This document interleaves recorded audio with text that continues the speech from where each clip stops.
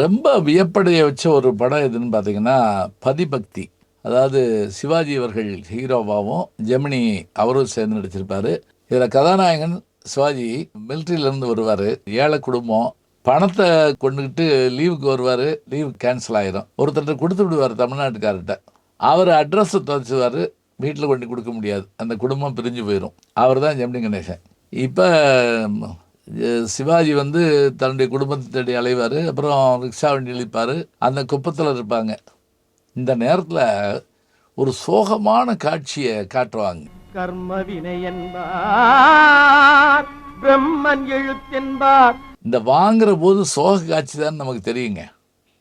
அது எங்க இருந்து தொடங்குவாங்க தெரியுங்களா?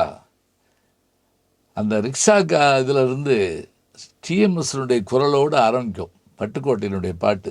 கர்ம வினை என்பார், பிரம்மன் எழுத்தென்பார், கடவுள் மேல் குற்றம் என்பார். இப்படி அந்த பாட்டு சத்தம் கேட்குறப்பங்க, இந்த பெண்ணு கணவன் இறந்துட்டாங்கன்னு தெரிஞ்ச உடனே அந்த பெண்ணுடைய முதல்ல பூ இப்படி எடுக்கப்படும். ஏன்னா விதவைகள் பூ வைக்கக்கூடாதுன்னு மரபு வச்சுருந்தாங்க இல்லையா?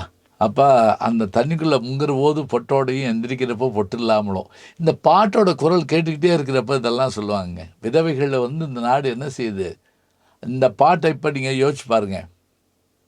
தர்மம் என்பார், நீதி என்பார், தரமர் சொல்லிட்டு வர்றப்பே எல்லாம் செய்வாங்க.